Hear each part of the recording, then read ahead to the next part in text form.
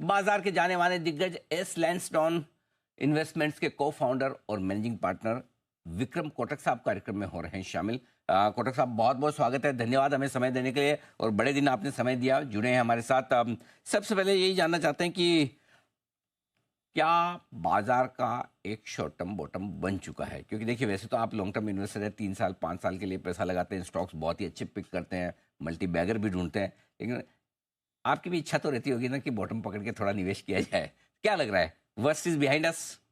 नहीं, worse is not behind us. Oh, एक सबसे बड़ा अच्छा न्यूज ये है कि महाराष्ट्र जो सबसे बड़ा एक्सचेकर कंट्रीब्यूशन है, 40% ऑफ द डायरेक्ट टैक्स या 14% ऑफ जीडीपी, वो बीजेपी जो रनिंग गवर्नमेंट उनके हाथ में आया है। और आप देखो तो 4-5 जो बड़े मेट्रो है उसमें एक ही मेट्रो जो है, जो सबसे इंपॉर्टेंट है, वो बीजेपी के पास है। तो ये बहुत ही अच्छी न्यूज है गवर्नमेंट के लिए। और जो कंटिन्यूएशन ऑफ पॉलिसी है वो कंटिन्यू रहेगी, इंफ्रास्ट्रक्चर पे फोकस रहेगा, सब सब कुछ बराबर है। बट अभी प्रॉब्लम इंडिया का नहीं है, प्रॉब्लम हमारे पास दो प्रॉब्लम है। एक है अपनी अर्निंग स्लो डाउन हो रही है, जो मुझे लगता है थोड़ा टाइम लगेगा उसको करेक्ट होने में। और दूसरा यूएस मार्केट जो है, यूएस का जो इलेक्शन रिजल्ट है वो काफी शानदार है ट्रम्प की साइड पे। और ट्रम्प एक बिजनेसमैन और एक काफी रिफॉर्मिस्ट नेता माने जाते हैं। तो मुझे लगता है यूएस जीडीपी ग्रोथ अगले 4-5 साल में काफी सरप्राइज करेगा ऊपर की साइड पे।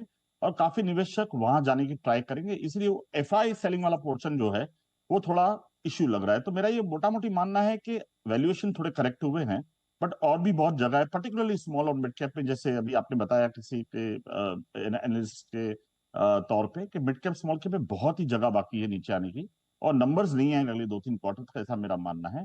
बट लार्ज कैप थोड़ा सेफ है, बट वहां पे आप एक ट्रेडिंग बाउंस एक्सपेक्ट कर रहे हैं जो ऑलरेडी 2 दिन से आ रहा है, शायद थोड़ा और भी एक्सटेंड हो सकता है। बट शॉर्ट टर्म के लिए इंडिया थोड़ा सा, मुझे लगता है कि थोड़ा सा बैकफुट पे रहेगा compare to American market. Okay, तो थोड़ा सा हम बढ़ेंगे लेकिन कम, ये बात सही है, क्योंकि एफआईएस की सेलिंग थोड़ा सा अभी भी चिंता की बात है ही, इसमें कोई डायरेक्टली, उसमें कोई डाउट नहीं। आइए, ऐसे में जो लोग फंसे हुए हैं, अटके हुए हैं अलग अलग लेवल पर, कोई लाइफ हाई के आसपास, कोई कहीं, तो जो मौका मिल रहा है उसमें उन्हें पोजीशन हल्की करते रहना चाहिए या मौके खरीदारी के भी हैं?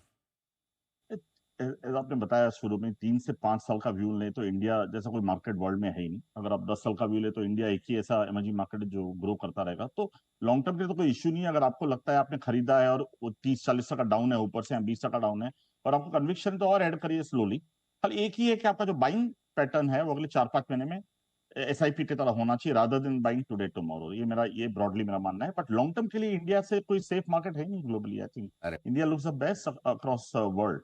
बट यूएस एक बार के लिए मुझे ऐसा लग रहा है कि वो जीडीपी में सरप्राइज करेगा, डॉलर इंडेक्स और स्ट्रांग होगी, वहां के अर्निंग्स काफी ज्यादा इंप्रूव होंगे, और वहां के वैल्यूएशन बहुत सस्ते हैं कंपेयर टू इंडिया।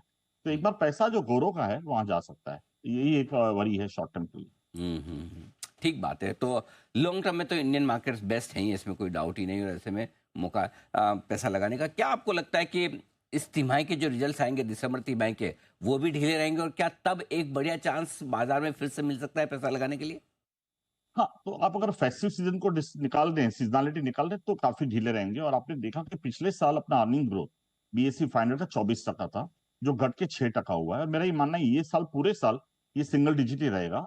और वहां पे जनवरी में आपको और एक मौका मिलेगा, पर्टिकुलरली जहां पे एफआई की सेलिंग है, पेपर सप्लाई चालू है, प्रमोटर बेच रहा है। तो आई थिंक ब्रॉडली मुझे ऐसा लगता है कि वहां पे और एक मौका मिलेगा, और शायद मार्च तक ये मौके मिलते रहेंगे। बीच में बजट का एक बड़ा इवेंट है, तो आई थिंक जनवरी एंड तक मुझे लगता है आपको यहाँ से खरीदना चाहिए स्लोली। बिल्कुल ठीक बात है। दिसंबर जनवरी में आपको शायद मौके मिले बाजार में खरीदारी करने के लिए आज से। और चूंकि आप कह रहे हैं कि लंबी कहानी है, बड़ी तेजी है, बनेगी और लंबे समय तक रहेगी भी, क्या खरीदना चाहिए, कहाँ आप बुलिश है बाजार में? सर, इंडिया के 6 डी हैं और 3 सी हैं। 6 डी है हमारी डेयरिंग, डिजिटाइजेशन, डिमांड, डेमोग्राफी, आपका डिसिप्लिन, और फाइनली डिस्ट्रप्शन। और जो 3 सी है जो खरीदने चाहिए सेक्टर वाइज, वो है केपेक्स और मैन्युफैक्चरिंग, दूसरा है कैपिटल मार्केट, और तीसरा है कंजम्पशन। सो यहीं पे फोकस करना चाहिए, because that is the inner story.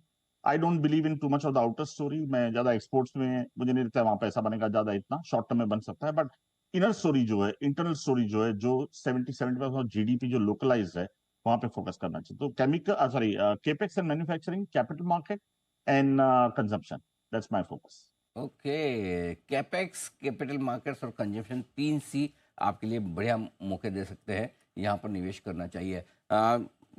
Vikram ji, बहुत बहुत धन्यवाद आपका समय दिया और आपने बाजार के डायरेक्शन के बारे में हमारे दर्शकों को अच्छे से बताया भी कि क्या करना चाहिए इस बाजार में। Thank you so much sir, बहुत बहुत शुक्रिया। Thank you sir, thank you so much. आइए